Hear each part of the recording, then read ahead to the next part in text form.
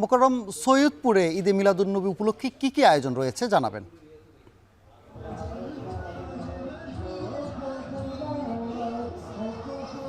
যথাযোগ্য ধর্মীয় ভাবগাম্ভীর্যতা এবং প্রথাগত ঐতিহ্যে সৈয়দপুর ঈদে মিলাদুন্নবী পালিত হচ্ছে এবং হাজারো মানুষের ঢল নেমেছে এই মিলাদুন্নবীর যে মিছিল, সেই মিছিলে নানান ধরনের কালিমাখচিত পতাকা, বিভিন্ন ধরনের ইসলামিক স্লোগান এবং উর্দু ভাষী বাঙালিদের যে বিভিন্ন গজল, সেই গজল দিয়েই আসলে মহানবী হযরত মুহাম্মদ সাল্লাল্লাহু আলাইহি সাল্লামের যে আজকে জন্ম এবং ওফাত দিবস সেটি পালন করা হচ্ছে। আজকের এই দিবসকে কেন্দ্র করে বরাবরের মতো সৈয়দপুরে আসলে বিভিন্ন ধরনের সড়ক প্রদক্ষিণ করে রেল মাঠে গিয়ে সমাবেশে মিলিত হবেন এখানকার ধর্মপ্রাণ মুসল্লিরা। তারা সেখানে গিয়ে বাংলাদেশের যে প্রথিতযশা আলেমরা আছেন তাদের বয়ান শুনবেন, একই সঙ্গে পাকিস্তানের যে তাদের মুরব্বী, সেই মুরব্বীদের বয়ানও তারা সেখানে শুনবেন বলে আমরা জানতে পেরেছি। একই সঙ্গে আজকের এই ঈদে মিলাদুন্নবীর যে আনুষ্ঠানিকতা, সেই আনুষ্ঠানিকতায় শিশু, কিশোর, যুবক, বৃদ্ধ সকলে আসলে সমবেত হয়েছেন এবং সমবেত হয়ে ধর্মের যে বাণী, ইসলামের যে সুমহান আদর্শ, সেই সুমহান আদর্শকে লালন করে তারা আসলে ইসলামের যে শ্রেষ্ঠত্ব সেটি প্রমাণের জন্য তারা তাদের পুরুষদের যে ঐতিহ্য সেটি আসলে পরবর্তী প্রজন্মের কাছে আসলে বলার চেষ্টা করছেন। এই মুহূর্তে এই শোভাযাত্রাটি সৈয়দপুরের ৫ মাথা থেকে শুরু হয়ে বাঙালিপুরের দিকে যাচ্ছে।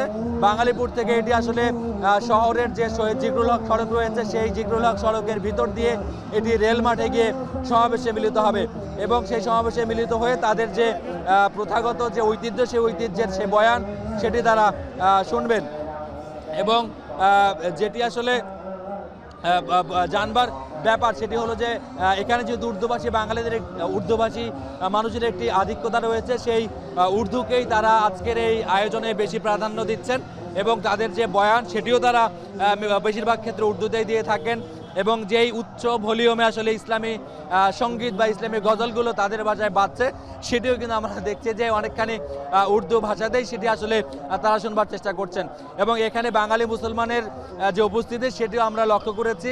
একই সঙ্গে উর্দুভাষী যে বসবাসরত ক্যাম্পের মানুষেরা রয়েছেন তারাও আসলে এখানে অংশ নিয়েছেন এবং আজকের এই আয়োজন বলা যায় যে অনেকখানি তাদেরকে পুরো বছরব্যাপী তারা এমন একটি আয়োজনের অপেক্ষায় থাকেন এবং এই আয়োজনটি তাদেরকে অনেক বেশি উদ্বেলিত করে এবং একটি বছর ধরে তারা এই আয়োজনের জন্য অপেক্ষা করেন এবং প্রস্তুতি গ্রহণ করেন। ঈদে মিলাদুন্নবীর আরও দিনভর আনুষ্ঠানিকতা রয়েছে। তো শোভাযাত্রা থেকেই ছিল এই মুহূর্তে সৈয়দপুরের সবচেয়ে খবর। সৈয়দপুর থেকে পবিত্র ঈদে মিলাদুন্নবী উপলক্ষে নানা আয়োজনের কথা জানাচ্ছিলেন সহকর্মী মোকাররম হোসেন। এই বিষয়ে পবিত্র দিনটিকে ঘিরে বরিশালও রয়েছে নানা আয়োজন। এই বিষয়ে বরিশাল থেকে যুক্ত হচ্ছেন জানাতে অমিত হাসান। আমরা অমিত হাসানের কাছে চলে যাচ্ছি। অমিত, পবিত্র ঈদে মিলাদুন্নবী উপলক্ষে বরিশালে কি আয়োজন রয়েছে জানাবেন।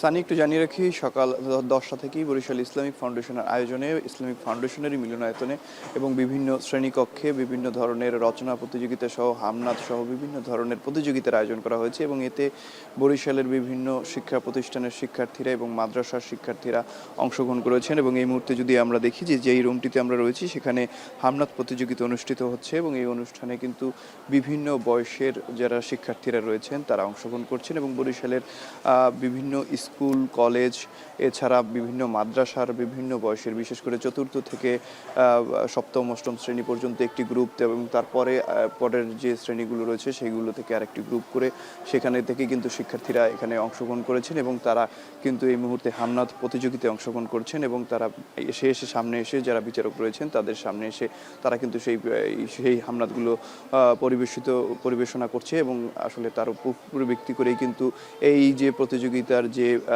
পুরস্কার বিতরণী সেটি অনুষ্ঠিত হবে কিছুক্ষণ পর। বেলা 12টার দিকে একটি আলোচনা সভা রয়েছে, সেই আলোচনার পরে কিন্তু এই পুরস্কার বিতরণীটি করা হবে এবং এতে বরিশালের যিনি জেলা প্রশাসক রয়েছেন তারা উপস্থিত থাকার কথাও রয়েছে এবং যারা এই প্রতিযোগিতাগুলো অংশগ্রহণ করছেন তারা বলছেন যে প্রতি বছর তারা এই দিনটির অপেক্ষায় থাকে এবং এইরকম একটি আয়োজন আসলে তারা খুব উপভোগ করে। প্রতি বছর যাতে এইরকম আয়োজন করা হয় এমনটি তারা প্রত্যাশা করছেন। একই সাথে যারা আয়োজক রয়েছেন তারা বলছেন যে এই অনুষ্ঠানের মাধ্যমে কিংবা এই আলোচনার মাধ্যমে তারা নতুন প্রজন্ম কিংবা নতুন প্রজন্মের যারা আছে শিক্ষার্থীরা রয়েছে তাদেরকে এই ঈদে মিলাদুন্নবী উপলক্ষে ঈদে মিলাদুন্নবী সম্পর্কে জানাতে পারবে কিংবা জানতে পারবে। এই কারণেই এই আলোচনা সভার আয়োজন করেছে এবং এবং এই আলোচনা সভায় বরিশালের বিভিন্ন মাদ্রাসার কিংবা ইমাম মুয়াজ্জেম যারা রয়েছেন তারাও কিন্তু উপস্থিত থাকেন এবং আলোচনা বক্তারাও থাকেন, তারা কিন্তু ঈদ মিলাদুন্নবী সম্পর্কে আলোচনা করে থাকেন। সেই আলোচনা কিন্তু বিভিন্ন শিক্ষা প্রতিষ্ঠান সহ মাদ্রাসার যারা শিক্ষার্থী রয়েছে তারা কিন্তু উপভোগ করে এবং আসলে তাদের জানতে পারে এই ঈদ মিলাদুন্নবী আসলে কি এবং এই সম্পর্কে। এবং সকাল থেকেই এই যে অনুষ্ঠানটি সেটি কিন্তু শুরু হয়েছে এবং 12টার সময় একটি আলোচনা সভার কথা রয়েছে, সেই আলোচনা সভায়ও তারা উপস্থিত থাকবেন এবং তারপরে পুরস্কার বিতরণী করা হবে। এই মুহূর্তে যে প্রতিযোগিতাগুলো অনুষ্ঠিত হচ্ছে সেগুলোর পুরস্কার বিতরণী। এবং আরেকটু জানিয়ে রাখি যে অনুষ্ঠানে বিশ্বশান্তি প্রতিষ্ঠায় মহানবী হযরত মুহাম্মদ সাল্লাল্লাহু আলাইহি ওয়াসাল্লামের অবদান, ভূমিকা, এগুলো নিয়েই আসলে গুরুত্ব তাৎপর্য নিয়ে আলোচনা মূলত করা হবে। সব মিলিয়ে বরিশালে যথাযোগ্য মর্যাদা ও ধর্মীয় ভাবগাম্ভীর্যের মধ্যে দিয়েই কিন্তু পালিত হচ্ছে ঈদ মিলাদুন্নবীর উদযাপন। এবং এই উদযাপনটি বরিশালের এই ইসলামিক ফাউন্ডেশন ছাড়া বরিশালের অন্যান্য যে মসজিদ মাদ্রাসাগুলো রয়েছে সেখানে কিন্তু মিলাদের আয়োজন করা হয়েছে। এরা অনেকে ব্যক্তিগতভাবে কিংবা আনুষ্ঠানিকভাবে মাহফিলের আয়োজন করা হয়েছে। এবং এই মুহূর্তে দেখছেন যে বিভিন্ন বয়সের যারা শিক্ষার্থীরা রয়েছেন, স্কুলের শিক্ষার্থীরা রয়েছেন, তারা কিন্তু এই যে তাদের প্রতিযোগিতায় অংশগ্রহণ করছেন এবং হামনাত এই মুহূর্তে প্রতিযোগিতাটি অনুষ্ঠিত হচ্ছে এবং সেখানে কিন্তু তারা অংশগ্রহণ করছেন। এবং অভিভাবক যারা রয়েছেন তারাও বলছেন যে এতে আসলে শিক্ষার্থীরা তাদের যে এই গুরুত্ব সেটি সম্পর্কে জানতে পারবে এবং আসলে এই বিষয়ে তারা আসলে যে বিষয়গুলো রয়েছে সেগুলো সম্পর্কে তারা খুব ভালোভাবে বুঝতে পারবে, জানতে পারবে। এবং প্রতি বছর এরকম আয়োজন হোক এমনটি প্রত্যাশা করেছেন অভিভাবক এবং যারা প্রতিযোগী রয়েছেন তারা। এবং যারা বিচারক রয়েছেন তারাও কিন্তু খুব সুন্দরভাবে আসলে যারা প্রতিযোগিতায় অংশগ্রহণকারী রয়েছেন তাদের সাথে কথা বলছেন, তাদের যে উপস্থাপনা সেগুলো শুনছেন এবং তারাও বলছেন যে সবাই খুব ভালো করছে, আগামীতে আরও ভালো করবে এমন প্রত্যাশা তাদের। তো বরিশাল থেকে এই ছিল আমার কাছে ঈদ মিলাদুন্নবীর সর্বশেষ সানি। ঈদে মিলাদুন্নবী ঘিরে নানা আয়োজনের কথা জানাচ্ছিলেন সহকর্মী অমিত হাসান। আরএফএল ওয়াটার পাম্পের অটো থার্মাল টেকনোলজি, যা বেশি হিটে নষ্ট হয় না, শতভাগ মসৃণ, ব্রাশ